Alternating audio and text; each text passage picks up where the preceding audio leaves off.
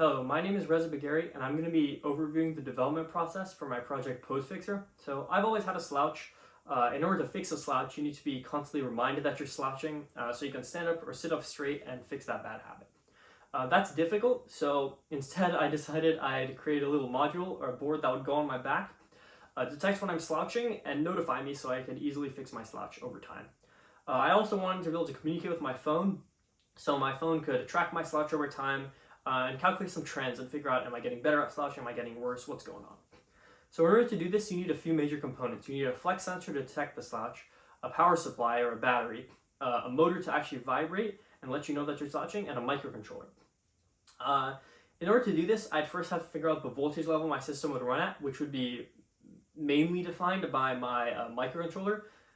So I decided I'd pick my microcontroller. So in order to do that, I thought of a few options. My major constraint is that it had to have Bluetooth, and that's a major constraint because most microcontrollers don't have Bluetooth by default, especially ones that are easy to get just on the market for someone like me who isn't willing to spend a lot of money on investing into thousands of them. So I had a few options. I had a Espressif microcontroller, I had microchip microcontrollers, and I had Nordic microcontrollers.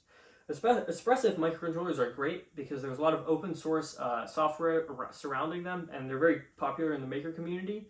The major drawback is they're big and they pull a lot of power. Microchip microcontrollers are pretty good. They pull very little power, they're very cheap, but unfortunately their software support is very poor. They have their own support, but there's no open source support around it, so there's no one to go to if I ever needed help. And it's also a lot lower level than the kind of Espressif software I wanted to use, or the Nordic software that I would end up using. So the Nordic software is pretty good. It's really similar to the Espressif software. I haven't actually used it before, or I hadn't up until this point. But it's okay since it was very similar to Espressif. It's also very cheap, very small, and very low power. So all in all, it's definitely the best option. And so I went with that. I picked the Nordic NRF52832 microcontroller since it had everything I needed and it was cheap. So I put that into my CAD software, I started designing around it, and I got all the auxiliary circuitry around the microcontroller setup, except the radio and the antenna. So that's when I realized I needed to actually do a lot of science and math to figure out build and design a good antenna that would actually work, and that's difficult. So I decided instead of doing all that and having a bunch of trouble with my antenna, I just find a module that had an NRF52832 inside and an antenna built in. So I did that, and I found the BC832 module, which is based on the NRF52832, has an antenna and some auxiliary circuitry, and it's just significantly easier to work with. So I put that in my CAD software, I added all the extra stuff I needed, and I had my microcontroller set up. Now that I had my microcontroller, I knew most of my system would be running at 3.3 volts, and so I could pick my vibration motor and my flex sensor. I picked the flex sensor that just ran at 3.3 volts, that was no problem. The motor was a little more difficult since I needed to find something that was very low power, and very low current draw. So I did that. I found one that was just strong enough so that I could feel it, but didn't pull too much power and just worked overall just enough without pulling too much power, since I knew power was going to be a major constraint. So I put that into my CAD software, I designed all around that, and the final thing I really needed to work out was a power supply. So this proved to be a lot more difficult since there's many things you need to consider. First of all, it had to be lightweight and just really easy to wear on your back since it's a wearable. I didn't want it to be bogging me down, and that would be an issue. So it also needs to be able to provide a decent amount of peak current because a motor that vibrates pulls a decent amount of current, and I need to deal with that. And it also needed to be cheap and safe and easy to use. And so those constraints make it a little difficult to find a good battery. The first thing I decided I wanted to try was a LiPo or Li-ion battery. These are common like everywhere, like phones, laptops, hoverboard, like just about everything has some kind of battery similar to those. The major drawback is that they're pretty difficult to work with. You need a lot of special circuitry, and they can also be potentially unsafe. So they were small, they were light, but they weren't easy enough to work with for my liking, and I didn't want to risk doing anything dangerous, so I removed those from the picture. My next option was a AAA battery.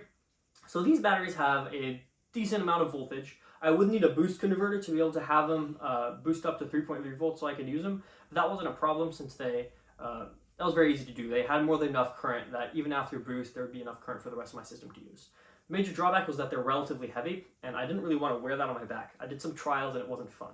So from there, my next option was a CR2032 coin cell battery. So these are great because they're small, they're light, they're cheap, they're really good all around. The only major drawback is they have a high internal resistance. So they might not be able to provide enough current for those peak current draw scenarios when the motor is vibrating and the antenna is transmitting a Bluetooth signal to my phone. And so I wasn't sure if it'd be able to handle all that, and the system might just shut down and reboot, which is not good. And so I just couldn't pick between a AAA battery and a CR2032. I concluded finally that instead of trying to make a board I would actually use the first time, I'd make a dev board. I'd expose a bunch of header pins, I'd make it very easy to work with, and I'd leave it open-ended as to whether or not I wanted to use a AAA battery or a coin cell battery. So I did that, and I designed this dev board over here. I added all the extra circuitry I needed, like some MOSFETs for the motor, all the headers I needed, a reset button, and I just try to make it as easy as possible for me to develop on and get my kind of software ready for a more final version. And so I did that, and I purchased a reflow soldering station and like all the stuff I needed, a hot plate, so I could build the board. I sent the board off to JLC PCB and ordered everything off of DigiKey. When the board got here, I built it all, and this is the final development board as of right now.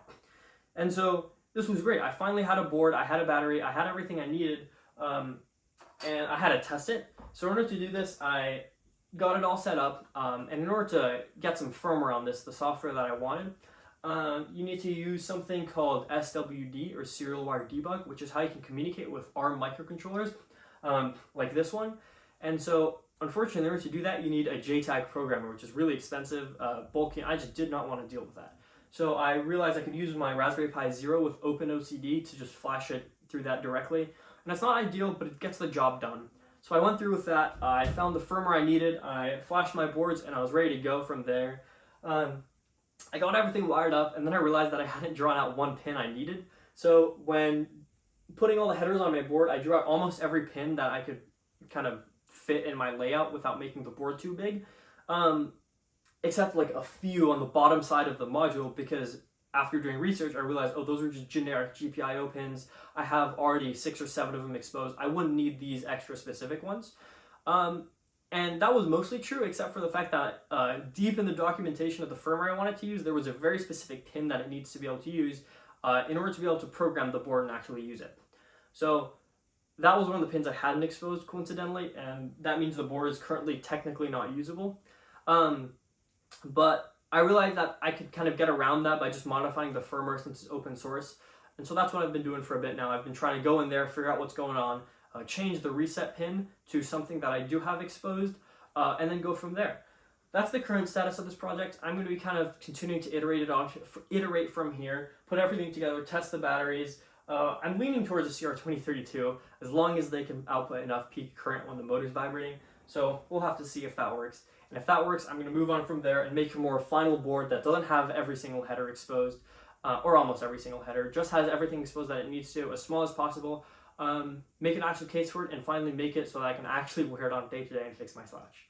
Thanks for listening to my maker video. That's Pose Fixer. Yeah, thank you.